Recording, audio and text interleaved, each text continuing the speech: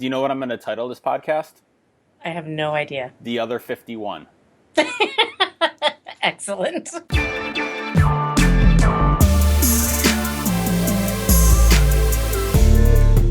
This is The Other 51. I'm Brian, and this week my guest is Dr. Molly Yanity from Quinnipiac University.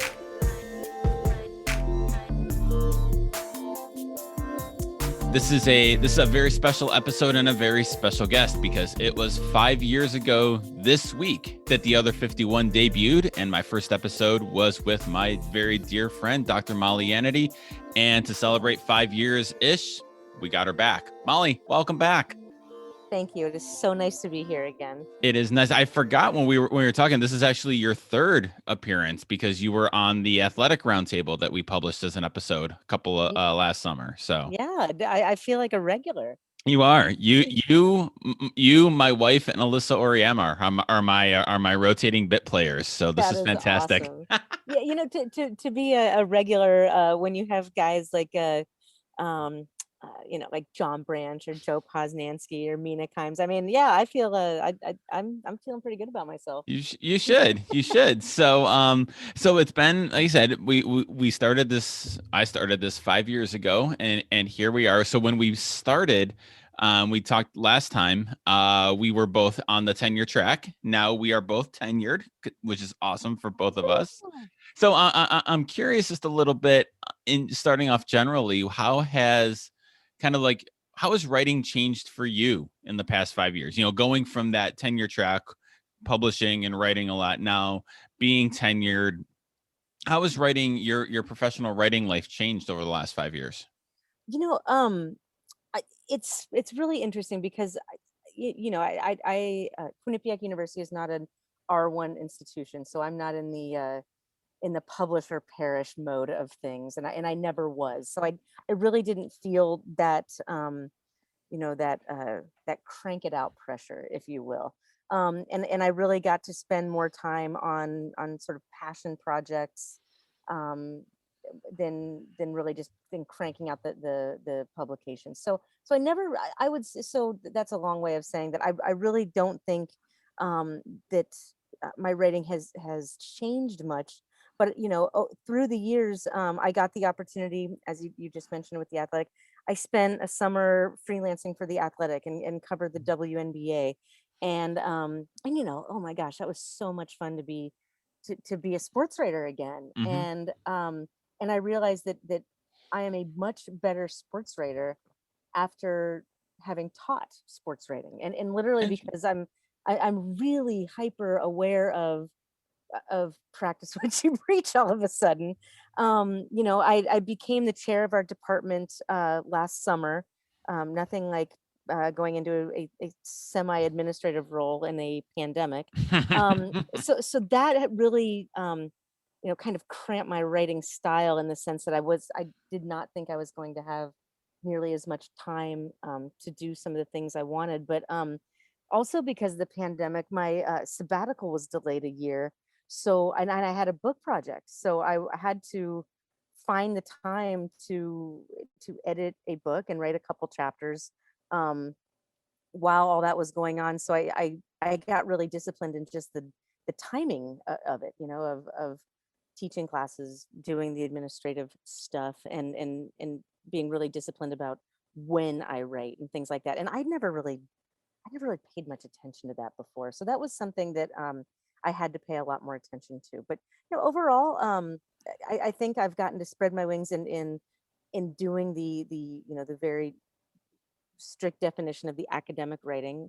I've gotten to get back into sports writing, doing things like writing chapters and kind of critical essays and things like that.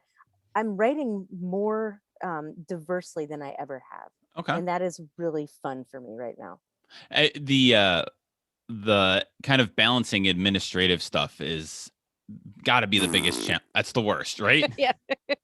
It is. And that's the eternal struggle in our racket of balancing, the service stuff you have to do, the committee stuff you have to do, your teaching responsibilities and your writing responsibilities. But when you're department chair, and I'm kind of starting to run into this with my new gig, at St. Bonaventure, kind of started getting that program started and developing classes and stuff like that.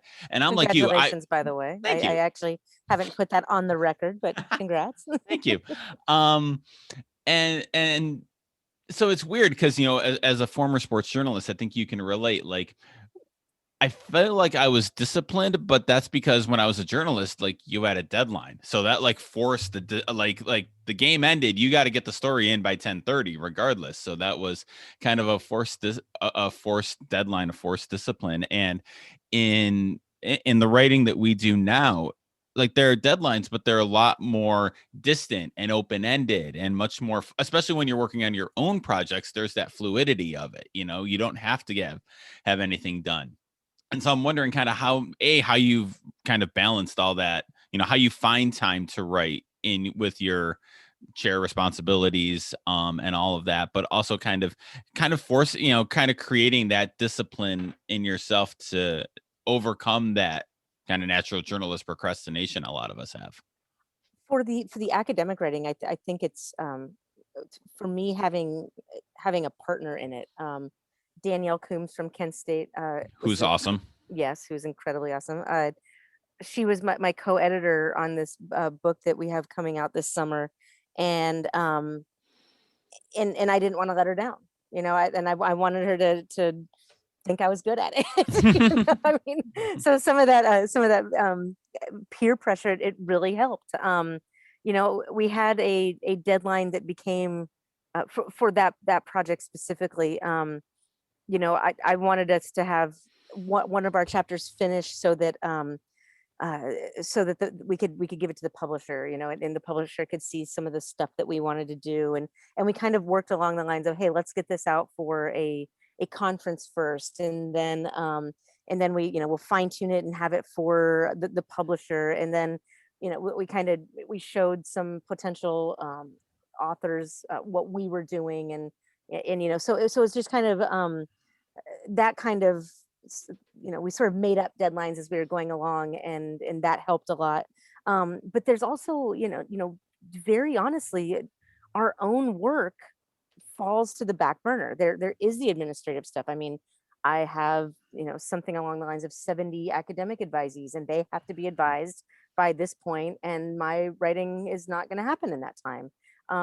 They're the classes that you have to teach and the grading you have to do, and your work falls behind. And um, I say this all the time, and I know it's the chagrin of my colleagues in higher ed, but and I think I hope you'll agree with me, but being a sports writer was so much harder than being a professor. Oh God, yeah. Okay. A hundred I mean, like, percent. yeah, travel and deadlines, and every day having to do something new, and I've always felt that as a professor, I have a lot of free time, and it's not free time because I'll fill it with busy work, or I'll be on Twitter for an hour when I didn't need to be. But the thing is, I feel that we have the time if we choose to make it. So I have not I haven't really had a struggle with, oh my God, when am I going to find this in the day? Are there times of the year? Sure. Like I just mentioned, during registration times or finals or things like that. Yeah, there are times that are super busy. But for the most part, I mean, we get a month off at Christmas time, at winter break. And during the pandemic, we had online classes, and yes, there was a ton of stress in getting things done. But I also found that because I wasn't going to conferences physically or doing things like that, I just had time to get stuff done, and it was really nice. So I haven't yes, there are times when things fall to the back burner, but I've never really felt like in higher ed that I've been you know so cramped for time that I couldn't get something done. Right. In higher ed, the New York Times isn't breaking a story on your beat and you got to scramble at 10:30 at night to file something and figure out what's going on. Yeah, there's no breaking news on in academia, which is nice. Right. So, and I speak from personal experience on that New York Times thing. Yeah, I remember that, and the thing is I loved that, and it made me highly productive. And then when I got in higher ed, I was like, oh, hey man, there's a lot of time here. I can Right. I can mess around, or I can get to work on this. And there are times when, yeah, I still feel like I might be messing around a little bit. I will tell you, with the chair duties, that's gone away quite a bit. Sure. but I've still been able to be relatively productive. So you mentioned your experience covering the WNBA for the Athletic. How were you a better sports writer 2 summers ago when you were doing it than you were when you were a full-time sports writer before grad school? You know, I just think one of the things that I've always felt, I got out of sports writing in the spring of, I mean, full-time sports writing as my only job in the spring of 2009. That is when the Seattle Post-Intelligencer stopped publishing. And I really felt at that time that I was hitting a professional stride. I'd gotten into a great groove with a fantastic editor. His name's Nick Russo. He's still based in Seattle. He was a fantastic editor, and my writing improved so much when I was working with him. And then I was mining my own sources, and I felt like I was really just hitting this professional stride. And then it all ended. And then I was in grad school, and I didn't think I'd have, that I'd be doing regular sports writing again. So when I did get the opportunity to do it, it was so much fun. um there's so much accessibility with the WNBA players and coaches, and but the thing that I pay so much more attention now in the sports writing role, um, to my sentence structure, because I see students doing things that that they shouldn't. Or I say that and I kind of laugh, because I mean, I just harp on them about, active as opposed to passive voice, and can you find a better verb, and if you're using a perfect tense, are you adding verbs that you don't need to be? And I really pay attention to that in students' work.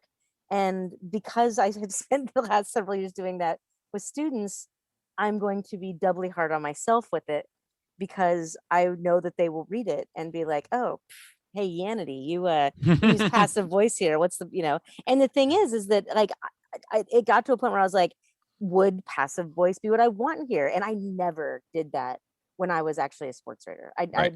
I would write it, and an editor would say something to me, and like, "Oh yeah, go ahead and change it," and I'll try to think of that next time. And when you're writing in the professional realm like that, I think that you're on deadline so much, and you're cranking out so much. I've used cranking out like a lot now. I'll try to think of a different word. Publishing so many things, putting out so much copy, that you don't really spend a lot of time on those finer points. Great writers do. I think I was always a good writer, but um, my writing is so much better now because I pay attention to those little things, because I try to get students to do it now. So what was it like those first couple assignments that you went back out there, and it's the first time in what, 10 years maybe that you were kind of back Mhm. doing it more full time? Like, I know you had Yeah. written here or there, but what was that? Because I did I'm doing a freelance thing now, and I remember the first time going out, I'm like, ooh, this is kind of like, is it going to be like riding a bike? And it kind of is, but it's also like getting kind of remembering everything that you're supposed to be doing, right? Right. Oh my God. It was so fun, because the first thing I did was it was the Connecticut Sun Media Day, right? And I mean, I've covered so many media days I don't even remember, but so it's Connecticut Sun Media Day, and I was super excited. And the first thing that struck me, this is this is kind of embarrassing, but is that, for the first time in my career, like I mean, I covered college football, so I was always a little older than people, but I was always younger than the coaches, right? Right. And all of a sudden, I'm kind of older than everybody. And I am old enough to be the players' parents, if you really want to stretch it. And so it became this thing where, like, when I'm asking questions of players, I was a little parental in a way, like I didn't want to get them. I wanted to protect him in a way, but I also really wanted to, get at what they're saying. The coaches were counterparts, not older people who, like, Hmm. it was just such a strange dynamic for me, but it really worked. I mean, because I felt like I also didn't have anything to lose, right? I mean, that's another Hmm. thing. I'm not trying to get my next sports reporting job, or I'm not trying to become a sports columnist. And so I'd ask questions that I'm certain I wouldn't have asked 10 years ago, along the lines of, um, here's an example is, I felt like, I'd actually known the the then general manager of the Sun, um, before I got the gig, and I, not super well. We weren't like friends or anything, but I knew her relatively well.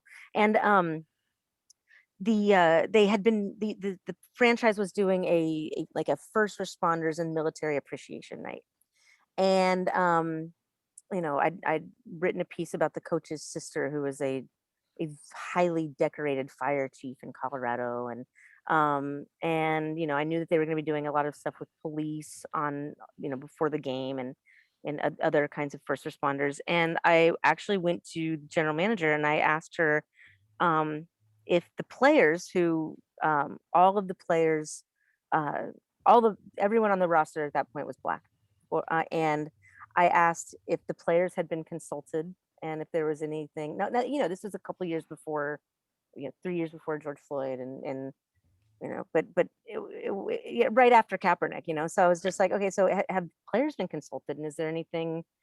Did anyone have any say anything? Or and she just kind of looked at me like, uh-oh. you know and the thing was, I was thinking about that, and then I started asking some players, and they were all very diplomatic, and nothing was too much of a surprise. There was anything controversial, but I was thinking about it, and I was like, would I have asked that of a Tyrone Willingham when I was covering college football, or of a marketing person at the University of Washington? The answer is probably no. I mean, I probably wouldn't have done that. And so thinking about that now, and um I'm glad I asked that question, and I've, I'm going to start rambling, but it was something that I wouldn't have done before, and it was probably just because there's zero fear in me at Okay. that point, and there may have been 10 years ago. I was going to ask that because I've thought the same thing about my own reporting and what I would have done differently 10 years later, now 15 years later than I would have now. And why? What? And is it that fact that you said you have nothing to lose? This is just kind of, you're not building your career, trying to build a career or land the next job. Is it kind of looking at sports media like we have over the past 10, 15 years with a much more critical eye, critical lens? Yeah. Or is it combination of that? Like, where does that, like, why wouldn't you have, why wouldn't we have asked? Right. I've asked myself that. Why wouldn't I have asked that 10 years ago? And I feel kind of more compelled to do so now. Right. I think I think it's a combination, for Mm-hmm. sure. For me, I mean, I think one of the things is that when you were, I teach a sports media and capitalism class now, and the reason I teach it now is because when I was a sports writer, they were things I never would have thought about. And I think part of that is, I mean, Monday was the lunch with the head coach, and Tuesday's the day to interview offense, and Wednesday's like, I mean, like, your weeks are so regimented for your beat and around, or they were that, that was, and you're eyeball deep, and you're competing with other outlets, and you're really just thinking of that. Like, but I also think that the coverage of college sports right now is so much different than it was. I mean, we had access then, and there Mm-hmm. isn't much now. You ask a question like, if you ask something really critical now, it looks like it's a gotcha question, right? Right. Right. And and and and I didn't really do that. I mean, did I ask questions that I think were challenging? Sure. But I also, I wanted to get along. Right. I mean, you want to get along with the people you're interviewing every day. You don't want the access to go away. Um, of course, that hasn't changed. But I just think that, for me, I think that's one that we're supposed to be more critical. I think that there's the role of, especially with the athletic, where you're not writing game stories and things like that. There wasn't that same rigid beat schedule. And if they told me that's my last story, it wasn't going to be a big deal, right? Right. And I Right. wouldn't want that to happen, but it's not going to. I'm going to be able to pay my mortgage, and things like that. Right. So. So you mentioned your book. You've got a book coming out. Tell me about it. Tell us about it. Okay, so it is a co-edited book, as I mentioned, with Danielle Coombs, and it is called 2019 FIFA Women's World Cup: Media, Fandom, and Soccer's Biggest Stage. It is an academic publication specifically about the 2019 Women's World Cup. We have some, what I will call, heavy hitters who are contributing to it. Shireen Ahmad wrote the introduction. Some of the people that are like Tracy Everbach has a chapter with some co-editors, Meredith Bagley from Alabama, um, Dunya Antonovich from Minnesota has a chapter. I feel like now I should just list everyone, but I'm not going to do that. But I mean, I feel like it from a soccer/academic standpoint, it has some real heavy hitters, and we have some different approaches of some sociology, some anthropology, and then a lot of obviously media studies and journalism studies. And I am super excited for it. The hard copy will be out in August. It is going to be it's with Springer. I think it's like Springer, Palgrave, Macmillan now. It's like all three of them have combined. Mhm. But so they'll be doing an online only first. You can get it chapter by chapter or the whole thing. And it's the first time that I will actually be an editor or an author. So I am very Hey, excited. congratulations. So why the 2019 Women's World Cup? Kind of walk through the idea of why this. So I think that obviously, I'm a big women's sports fan, and Danielle Coombs and I, Danielle actually got her undergraduate degree from Ohio University, and that's where I got my PhD. Mhm. And the Women's Genders and Sexuality Studies Department at Ohio University does a annual homecoming roundtables, panels, sorts of thing. And they wanted to do one on Megan Rapinoe a few years back. Okay, so the I got a certificate in the women's gender studies. So the chair, it's not actually a department, but the director of their program asked me if I would do it and if I knew anyone who would be good for it. And so Danielle, being an alum, like we came and we did a panel. Lindsay, my wife, was also on it, and another young man who's actually in the fashion industry, who was talking about like Rapinoe being, sports culture, all of it. So we had this really cool panel. It was, I mean, so many people attended and so many people were asking questions. And of course, afterward, being Danielle and Molly, we went to Jackie O's brewery and sat on the back porch and we're drinking beers and just talking about everything that we'd done during the day. And the book was born. I mean, it was like we were talking about fandom and how being a fan of the U.S. Women's National Team isn't just about being a soccer fan. It's about equal pay and gay rights, and I mean, like, so there are all these things, and and when you're having beers and talking like that, it's just one thing leads to another. And so the thing that we actually came up with was a paper, and it was a paper for a conference that was coming up. And oh my goodness, it was so much fun to do that because we found people from like soccer Facebook groups and interviewed all these women fans, and it really was about their fandom and the coverage, and how sort of Megan Rapinoe becomes a political symbol, not just a sports symbol. And so when we were wrapping that up, we were like, this isn't close to done. And now, when we can't write all these chapters, so let's go find some of the best in the biz and get this thing put together. And it was a really cool experience. Like I said, it was my first time doing this, and it was just a really, so far it's just been a great experience. I mean, we've got like 2 months to go before it hits the mail, but it's been really cool, and I'm very excited about it. So do you like writing or editing better? Writing. Okay. Yes, and many times, and I mean, like we just mentioned, I mean, some deadlines in the academic world are these sort of nebulous things out there, except when you're the one dealing with the publisher. They're like, we need this stuff right now, or we need this next week. And I mean, so that was that got a little stressful, but Danielle's really great to work with, and there are things that because she's authored books on her own and edited books, and so she'd been around the block, and it was my first rodeo to throw in some cliches there, and it was really great to have her to lean on for a lot of that. So what's the best lesson you learned from from this experience that you're going to take to book 2? I would like to I want to write something myself, and I've been thinking that, like, as I'd mentioned, this book was going to be my sabbatical project, but I got it done without a sabbatical. So don't tell Quinnipiac like that. So I've got to figure out, I'm trying to figure out what I want to do, because the thing is, like, I mean, this is no secret in our circles, and I'm not ashamed of this, but I don't love academic writing. And it's counter to the journalist in me. It's you bury the lead, Right. and and there's so much based on other, so it's not my favorite kind of writing.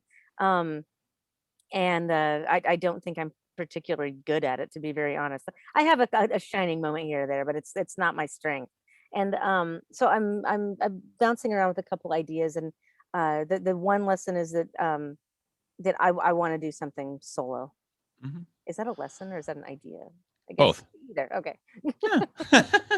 Whatever. No, I'm with you. And I do like this idea, like now that once you're off of, and I've been very lucky at Oswego, like Quinnipiac, it's not an R1, it's not a Hmm. publish or perish situation, but you do feel that pressure of like writing in the academia world, like conference, then journal, then maybe Right. book. And yes, academic writing is almost universally terrible. And even the best, just because it's formulaic, right? You have to Right. follow the thing. And I have found it freeing to be like, oh, I can start doing other stuff now. I can start Yeah. doing journalism again. And that just feels much more natural. I don't know if it's experience like that because that's what I'm used to or what I like, but Something that was kind of liberating for me, within that realm, was getting to know Michael Butterworth from Texas. Has he been right. on the other 51? He has not yet. Okay, you got it. You need to get him on here, Yeah. because his writing is, I mean, he as a rhetorician. I like that word. And right, I mean, his writing is so great, still in the academic realm, but he is not formulaic, and he's actually someone who comes right out and is like, it's kind of boring. So, and he still does it so well, and he writes so beautifully, and his work is important too. So, he helped me a little with that, and just feeling a little bit better about the things that, using my strengths for good. Yeah. For No, good, not evil. I actually wrote Galen Clevio and I actually wrote a book chapter for edited volume he's doing. I think it's coming out September. So Sweet. that's cool. All right. Excellent. So I'm told you have questions for me. I do have questions for you. Let's do this. Since this is the 5th year anniversary, Yeah. I want to know who your favorite interview has been so far. All right. So that's a tough question because I've had my wife on, my sister on, and my daughter on. So I have to disqualify them because that's cheating. It is cheating. That is cheating. I was thinking about this. I gotta say, Bob Costas. I mean, of all the people I've had incredible guests. It is very hard to pick just one, and that's not a cop out. But forget the fact that he's just Bob Costas and the name. Right. Like he was who I wanted to be when I was growing up until like very late my freshman year of college. I was going to school to be the next Bob Costas. And then I'll briefly. I've written about this, but I'll briefly tell the story of how I got Bob Costas on the podcast in the first place. So 2 years in 2019. So 2 years ago, we took my daughter and her best friend down to New York City for Broadway Con, which is Comic Con for Broadway, and it's just theater nerds and everything. It was a great trip, and it happened to be the weekend that Costas left NBC Sports after like 40 years or whatever. And so I sat down and like I'd always wanted to, and I wrote this thing for Sports Media Guy about how I wanted to be Bob Costas. I always wanted to live in New York and work for NBC, and like it was this whole thing. But then like life changes and like how life evolved, and now I'm watching my daughter. My daughter has her New York City dreams, right? And so it's just kind of like juxtaposing that and writing about how now my dreams have become her dreams, and it's the parenthood thing writ large. And unbeknownst to me, my very dear friend from grad school, Dr. Jen Billinson, she works at Christopher Newport University. I'm friends with her whole family online. Her mom saw this and shared it with her brother, Jen's uncle, Dave Cohen, who is a sportscasting legend down in the New York City area, and he went to school with Costas.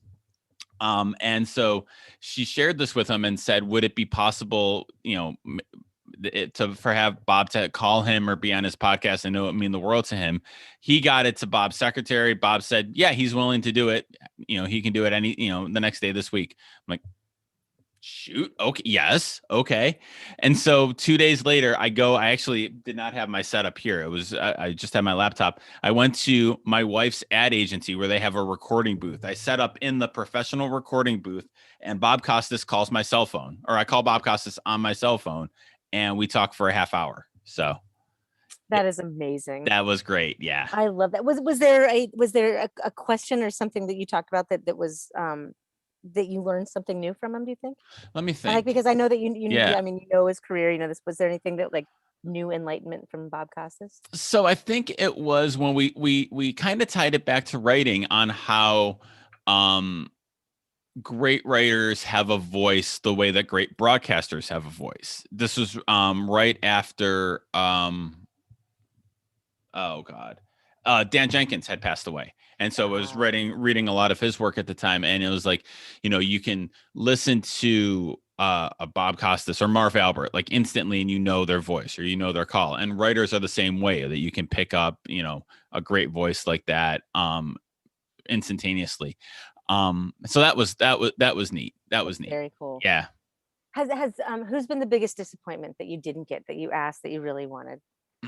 That I asked that I didn't want. I'm sorry. You asked them to be on the podcast, but they did not come on. They did not come on. Yeah, your most painful rejection. My most painful rejection. I've not had many painful rejections. I'll be honest. And there are people who I'm still trying to get on that I've been struggling to schedule with, that I'm not going to say because I would still like them to come on at some point. And it has not been a no. It's the most frustrating thing, I think, is when you have somebody who says yes, and then you try to schedule it and they ghost you, or you have trouble scheduling it. And everyone who's on this podcast is incredibly busy with real jobs in real life. So I understand that, but that's the only time it gets frustrating.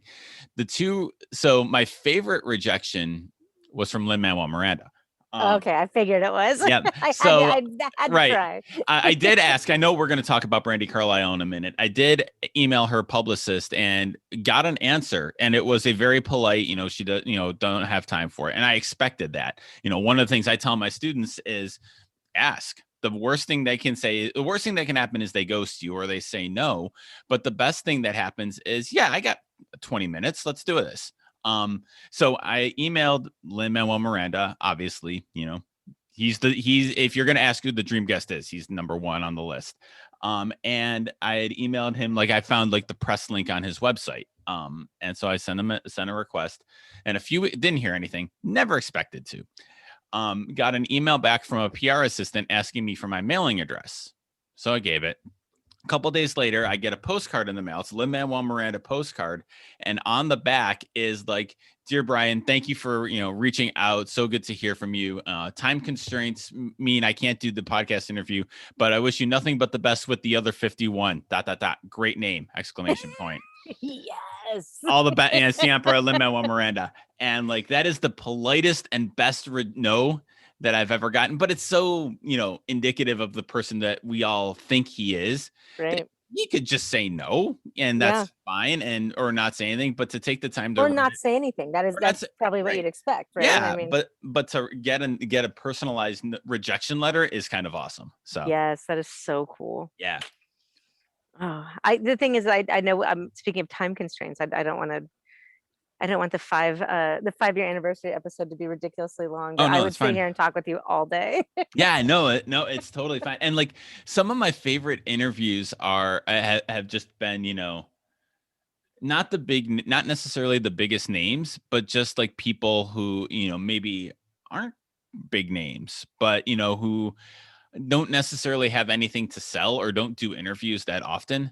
Right. Because I've done, Costas was one, Seth Godin is another. They were great episodes of the podcast, but they were very like, you can tell they do a ton of interviews, and so they're used to it. They've got the patter down. They've got their rhythm down.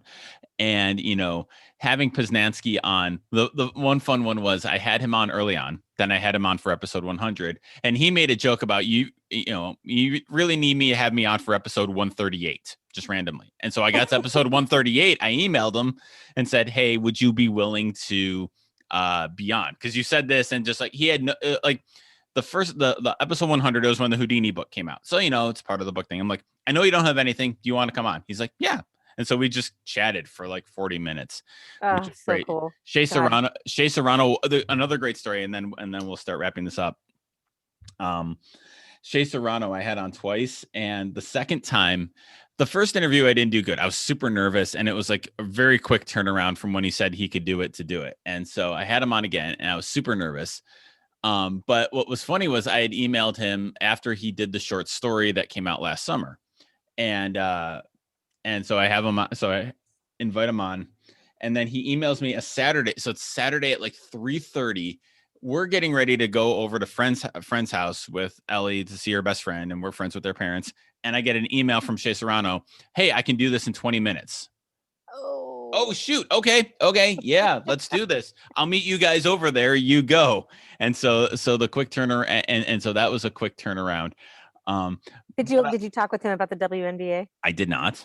Okay. Yeah, you yelled at me about that, justifiably. That's right. Justifiably so. And again, I'll use the excuse that I had like 20 minutes to pull it together. Very good. Very good. And so that was always fun too. But no, it's just been such a fun project to, I started off just as a random summer project, and it's so much fun to get to talk to friends from academia, especially now that there aren't conferences, to be able to catch up with you and to catch up with friends, and to get to talk to John Branch about reporting, get to talk to Will Leach about writing. I mean, are you kidding me? It's so one of my good. favorite ones that you did was I think my favorite episode that you did was Jeff Pearlman's. Oh, he's so good. Oh, that was so enlightening, honestly. Yeah. I mean, I love listening to how I love listening to him talk about writing. Yes. If that makes sense. Absolutely. He's another guy who, like, he's Jeff Pearlman, one of the biggest, and he's like, he will do it. He will give you the time. And he's such a great interviewee too, because he's, he does the interviews, but he doesn't come off as that very much. I have the same answer for everything. I just realized that listening to Jeff Pearlman talk about writing on a writing podcast might be the dumbest thing I've said all day. But I mean, he talks about the process of from idea to yes interviews to like and even like when the book is done, like going from one book to the next. I love listening to him talk about stuff like that, because there's so many things that I had not put into into concrete thoughts that he just says so effortlessly, and I'm like, oh, yeah wow. Definitely. Like I really I just wanted to clarify that really stupid sentence. We can edit. That's the great thing, editing. See, so all right. I think I know the answer to this, but I'll ask it anyway. Because it's coming. What's the best thing you've read lately?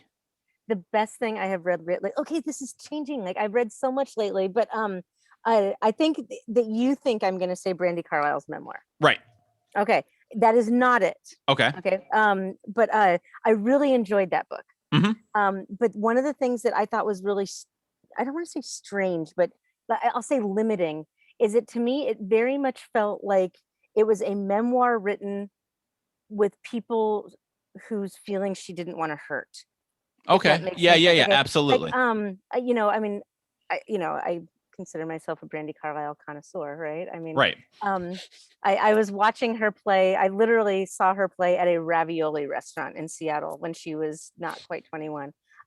So like there are things with, she kind of alludes to this affair she had and gives hints about it, but that's it.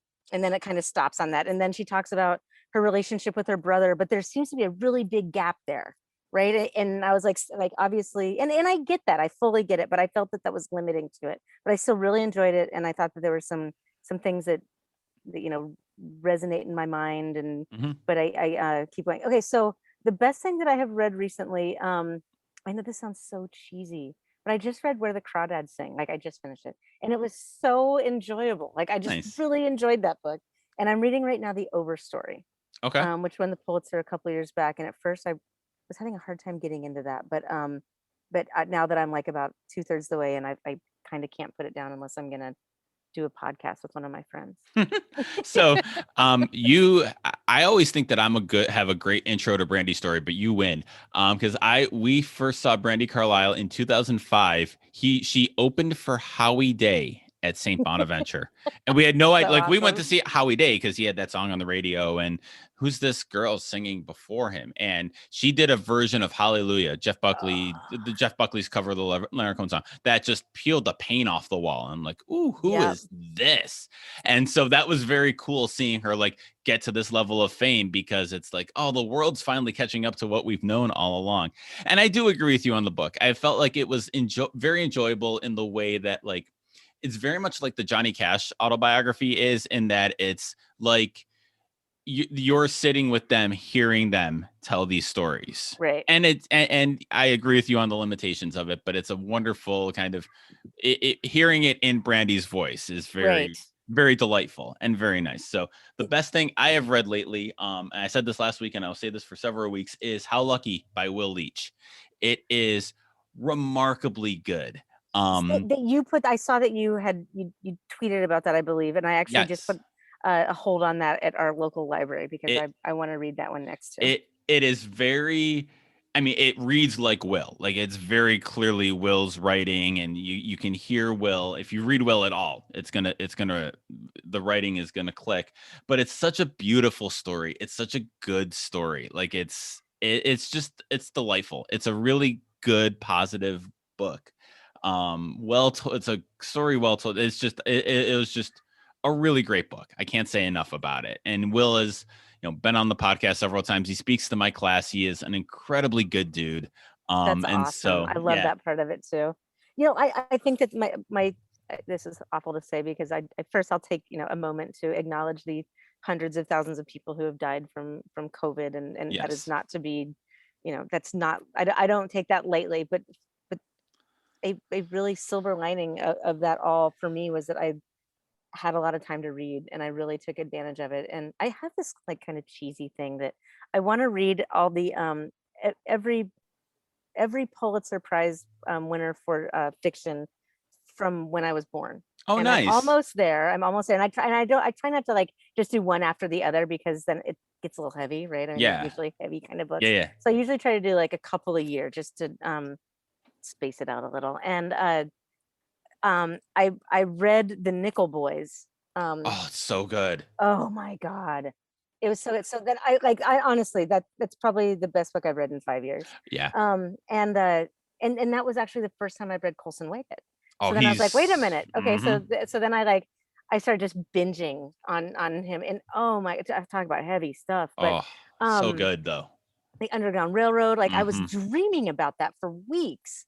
And and because I was dreaming about that, honestly, I was like having like two dreams a week for a month over that book. And because that I haven't watched the Amazon series yet. So No, I haven't either. I read that last year, and that is, oh, it's a fantastic. I mean, it's, it's all, I mean, the historical parts of it are as brilliant as just the sentence writing. You know, mhm. I mean, oh my God, it's so good. So um I've been I'm reading taking all a. your time, Brad. I feel I horrible got here. no time to. This is 5 years. This is 5 years in the making. No, I got Colson Whitehead and Michael Chabron. How you say it? Chabron. Siobhan, sure, no Chabon. R in there. Yeah. Oh, Shaban. I binged him a little bit too. I finally read Cavalier and Clay, which is Oh God, that's so, one of my yeah, all-time favorites too. yeah. Um, and that actually, this is really funny that you bring him up. Just the other day, he he tweeted out there was a picture of him. He did a selfie, and he's got like all this wild gray hair, right? Hmm. Okay, so and like a t-shirt with the saggy collar on, right? And summer break had just started when I saw this, and I actually I sent it to one of my friends. For people who don't know me and can't see me, I like stopped coloring my hair and cut it all off so it's gray and a little wild. But I actually sent that picture to my friend. I said, "This is the look I'm aspiring to," and they're like, "Who am I kidding?" And they're like, "Who am I kidding? This is actually my look right now." I was like, I'm a total crazy professor look, but oh my God, he's so good. I read one not too long ago by him, and now I can see the cover of it. Has the album on the cover. Have you seen that? Oh yes. Oh Something sugar. Street, maybe. I can't remember what it's called, but it Yes. was Hang on. really good too. And he's We're one. gonna do the awesome podcasting where I Telegraph Google Avenue, something. was it Telegraph Yes. Avenue? Okay, Yes. That was that was great. excellent too. Yep. He's one where, going back to listening to that writer's voice, when you start to read something from him, It's very clear it is by him. I Yes, think. absolutely. Yeah.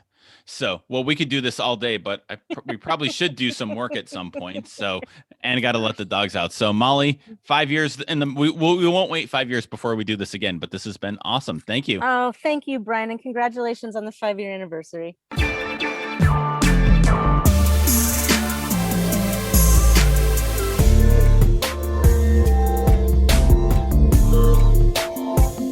Thanks for listening to The Other 51. Show notes for this and all of our episodes can be found at sportsmediaguide.com by clicking on the Other 51 tab. If you like the show, please consider giving it a rating and a review, either at Apple Podcasts or wherever you get your podcasts. It really does help people find the show. Our theme music is by Ellie Moritz.